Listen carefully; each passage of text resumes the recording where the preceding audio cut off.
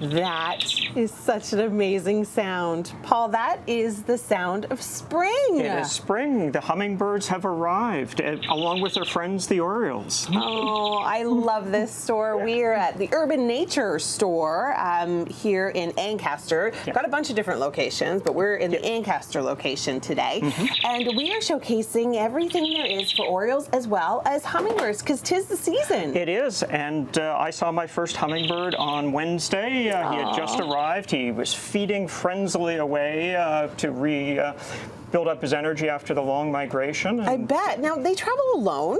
Well, most of them do. Really? Sometimes you'll get groups of them, but they're actually one that has because they travel at different speeds. It's not like a flock of them that are going out. Right. So you'll see one arrive, and that's why it's important to get your feeder out early. Now, yeah. Get it out now, because that one little guy is going around. He's going to the same spot he fed at last year. He's looking for his food, making sure the hummingbird feeder is out. Okay, that is interesting to know, because you can't just jump on the bandwagon for 1 year and feed all these beautiful hummingbirds, because they'll expect it next year. Yeah, but if you haven't been getting hummingbirds, this is the time you want to get it out, because this is how you steal your neighbor's hummingbird. Because you've got the better feeder. You've got the better nectar. Yeah. And when you're looking at hummingbird feeders, this is one of my favorites, is you want to have a downward feeding spout, so that the birds are feeding downwards. They've got the long beak, and then they've got another inch or so of tongue. Yeah. But then the bees and wasps can't feed downwards, so you'll eliminate that problem. Oh, that's super smart. And I also really like the ones that have a perch on it. Yeah. Because they hang out, and they'll hang out. They want to rest, but then you can watch them longer. Yeah, that's true. They'll stick around. So these are just kind of some of the variety? Yeah, different types of downward feeding ones that they can have. So they come in lots of different styles. And this is a very popular one, the best one, it's called. Big perches. It's called the best one. It's called the best one, yes. So great marketing tool. And then you can also put out things like a hummingbird swing that actually puts the hummingbird on the swing. He hangs out. He'll that's there. So cute. So you normally hang that about 4 or 5 feet from the feeder, and your male will go there, because he wants to actually be able to see 360 degrees, so that if a predator shows up, he can make a quick getaway. Yeah. Oh my gosh, that is so cute. And all of these things are available. Now, what is this? Oh, that's nectar that you just add water to and put it right into your feeder, or you can actually just do the nectar up yourself. It's 1 part sugar, 4 parts water. You just need to boil it so that it's dissolved. Let it cool, put it out into the feeder. No red dyes, no colors. Yeah. You're relying on the color of the feeder to attract them. And even at this time of the year, one of the things I recommend is to get one of those big plastic flowers, stick it right on the top. So it can attract them. Because they attract it, they see it by sight. Okay. So they find the feeder, they're looking for something bright, so you want to have it out easy. You want it about chest height, so it's a bit lower than other feeders. Yeah, I was going to say that seems like it is a little bit low. But he's used to looking for flowers and shrubs. Right. So he's used to feeding a bit lower. That's Once true. he goes to the feeder and starts feeding at it, add a second feeder, because once one guy gets on it, he won't allow any of the other guys on it. Oh my gosh. Those are a great idea for Mother's Day. That a little is hummingbird. So pretty. Look at those. Oh my goodness, you have everything here, Well, we have a little bit of everything, and whether you're an experienced birder, new to birding, or a family taking it up as a family activity, because that's one of the great things is that there's no age limit. Too. Yeah, that's amazing. Yeah. Okay, well, we've got so much more coming up from the store, so make sure you stay with us here on Morning Live. Breakfast of Champions, if you're a Cardinal or a Blue Jay or a Robin. Oh, how come the Robin is so little compared to these guys? He's a finger puppet. Oh, because he's a finger puppet. Oh my gosh, you have the cutest stuffed animals here, and like for the entire family. Now we're focusing on Cardinals, Blue Jays, and Robins. Yeah, just attracting a wide range of birds. And an owl. Particulars if you're getting into birding for the first time. Okay. Just selecting a good feeder. This is actually one that's weight-based, so it actually closes when the squirrel jumps on it. Oh, that's so smart. And Because squirrels are one of the big problems that people have in there. Yeah. This one, the bird reaches into it. Crying. Reaches into it so that they're not throwing food all around. And it's a curved perch for the cardinal to land on. He has to actually forward feed. So he has to actually sit at this end. He can't sit here the way a chickadee or a finch or that can. So you'll notice actually on a lot of feeders now, they have the curved perch. Right, and that's cardinals are so beautiful to attract. Yeah.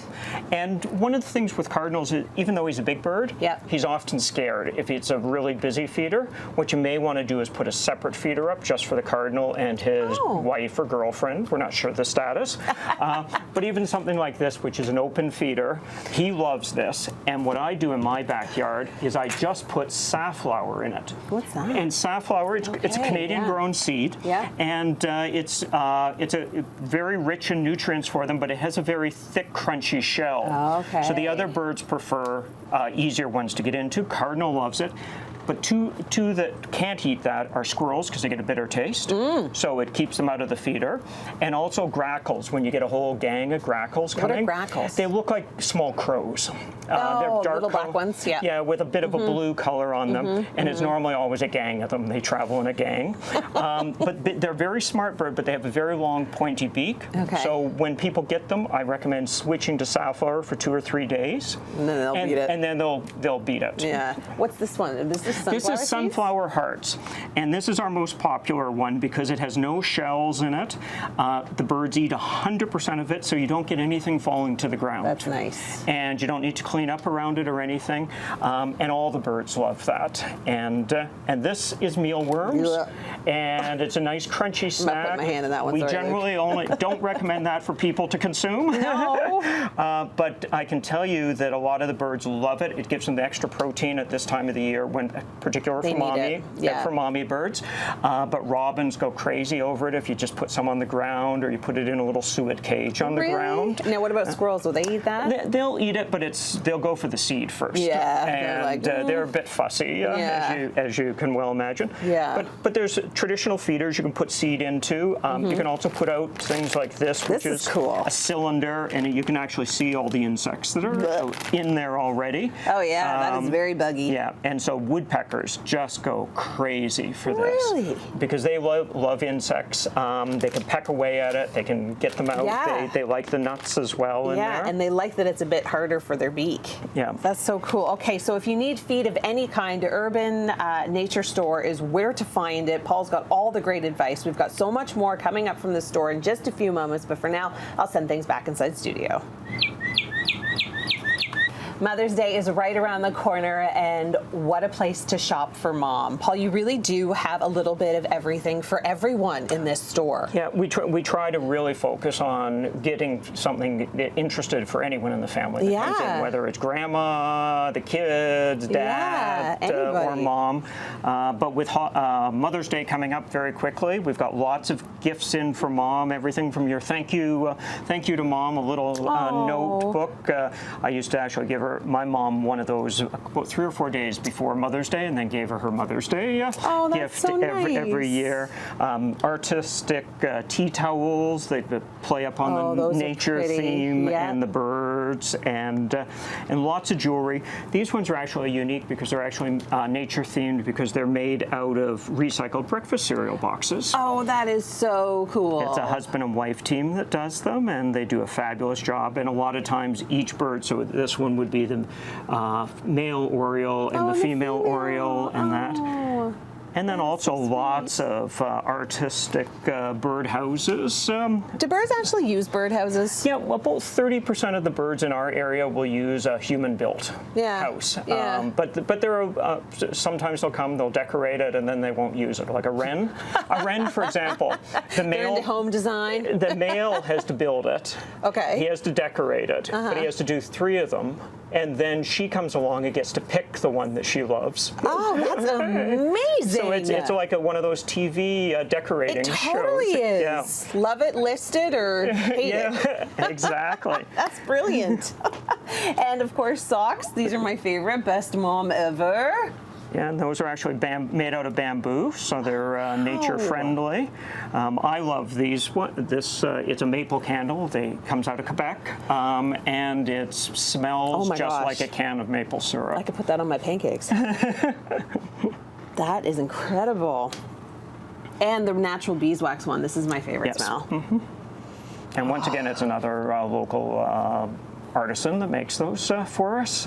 Okay, and something for everyone too, if people like to get out in nature, you've got a lot of information, a lot of resources to support. Yeah, this is a local hikes book. We've got them from all around Ontario. We've got bird guides, which are great just for identifying, starting out. Totally. It's very simple. It shows you both the male and the female, so if you're out even looking in your backyard and you see an unusual bird at the feeder, you can help identify it quickly. And the Feed the Birds, is that kind of what to feed?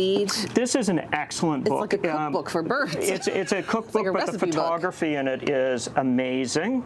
And it's a local author, Chris Early, is right out of Guelph. Oh, nice. And he's done the birds that we're going to see around here. So you're not going to see a whole bunch of birds that never come here. Yeah, you're like, wait a minute, that bird originates in, Guadeloupe. And so he explains which feeders to use, what seed, and what to look for when you're identifying them, what areas they would be found in, whether it's wetlands or in your backyard or that. It is such excellent author. Such a fascinating hobby. It really is. Okay, I mean, believe it or not, there's still more to unpack here at Urban Nature Store. But don't forget, come on in, grab something for Mom. There is so much more coming up on Morning Live.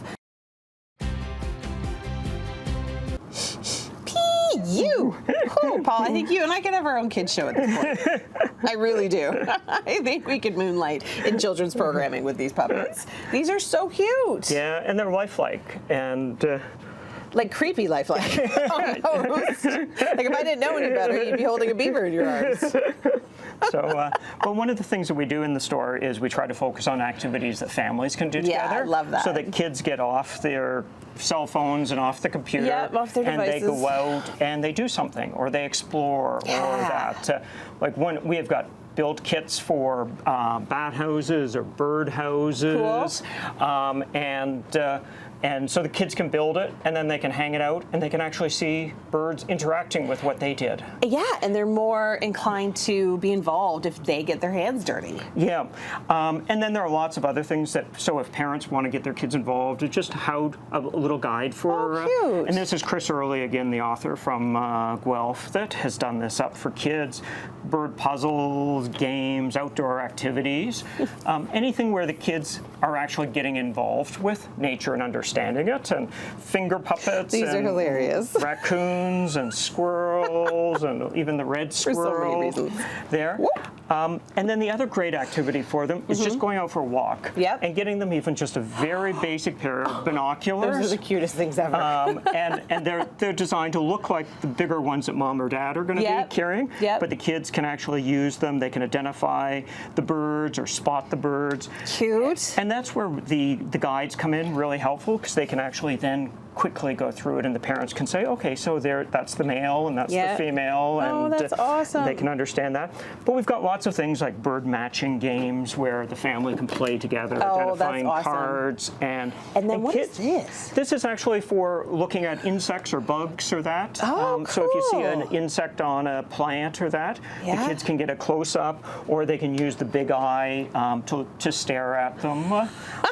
And that, but awesome. it's things that teach kids about nature, but encourage them to interact with nature in a responsible way. And then this is a great thing for the family. This is actually a bird camera. And you can actually have it wireless into your house, so that when the bird arrives, lands on it, it'll start taking photographs and indicate that the bird is out there. That's really neat. And so a lot of people, even if they're away during the day, they can come home and see what birds fed. It's like PVRing your birds. Yeah, fed at their feeder or that. Or what a lot of families do is then the kids watch it, and then they keep a list. Yeah. They start their life list of wild birds that they've seen. Oh, that is so cool.